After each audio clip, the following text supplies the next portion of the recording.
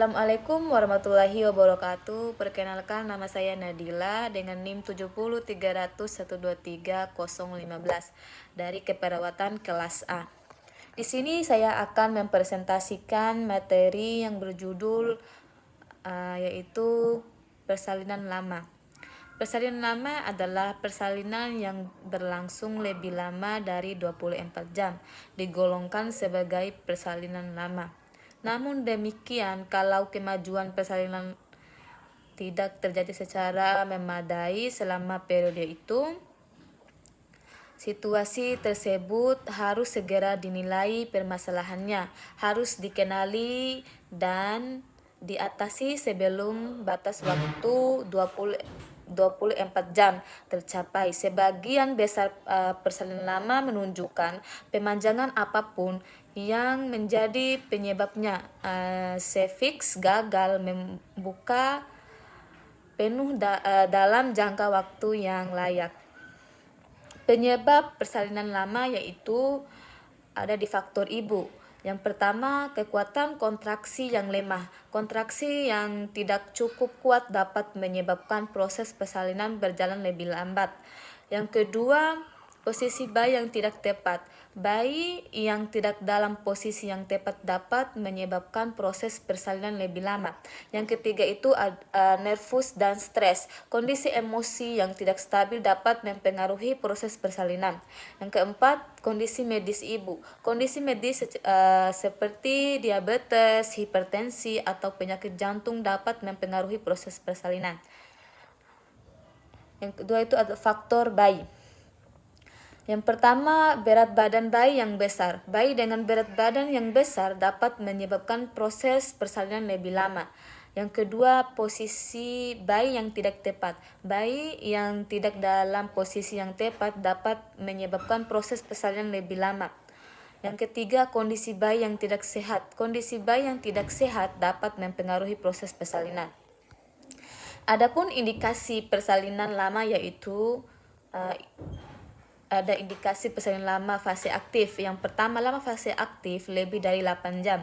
Jika proses persalinan fase aktif berlangsung lebih dari 8 jam, maka dapat diindikasikan sebagai persalinan lama. Yang kedua, dilatasi serviks kurang dari 1 cm per jam. Jika diatasi serviks kurang dari 1 cm per jam, maka dapat diindikasikan sebagai persalinan lama.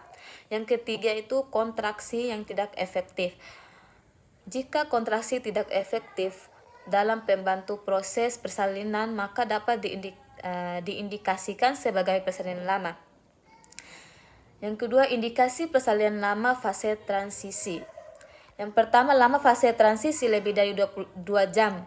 Jika proses persalinan fase transisi berlangsung lebih dari 2 jam, maka dapat diindikasikan sebagai persalinan lama. Yang kedua, dilatasi serviks tidak mencapai 10 cm. Jika dilatasi serviks tidak mencapai 10 cm, maka dapat diindikasikan sebagai persalinan lama. Yang ketiga itu indikasi persalinan lama fase pengeluaran. Yang pertama, lama fase pengeluaran lebih dari 1 jam. Jika proses persalinan fase pengeluaran berlangsung lebih dari 1 jam, maka dapat diindikasikan sebagai persalinan lama. Kedua, bayi tidak lahir dalam waktu 1 jam. Setelah fase transisi, jika bayi tidak lahir dalam waktu 1 jam setelah fase transisi, maka dapat diindikasikan sebagai persalinan lama.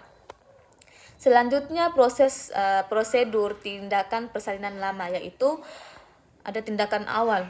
Pertama, pemantauan kondisi ibu dan bayi. Pemantauan kondisi ibu dan bayi dilakukan untuk mengetahui kondisi kesehatan mereka.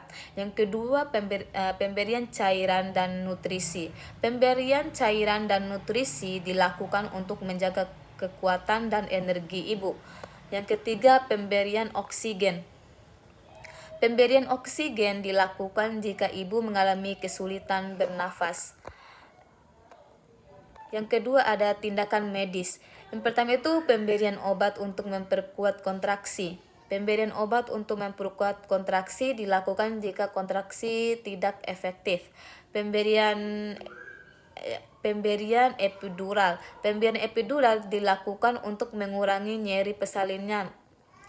Yang ketiga, pemberian obat untuk mengurangi nyeri. Pemberian obat untuk mengurangi nyeri dilakukan jika ibu mengalami nyeri dan yang tidak terkendali. Yang ketiga, itu tindakan operatif. Yang pertama, seksio cesarea. Seksio cesarea dilakukan jika persalinan lama disebabkan oleh kondisi medis ibu atau bayi. Yang kedua, ekstraksi vakum. Ekstraksi vakum dilakukan jika bayi tidak dapat lahir secara normal. Yang ketiga, ekstraksi forceps. Ekstraksi forceps dilakukan jika bayi tidak dapat lahir secara normal. Demikian presentasi dari saya. Lebih dan kurangnya saya mohon maaf. Wabillahi taufiq hidayah. Wassalamualaikum warahmatullahi wabarakatuh.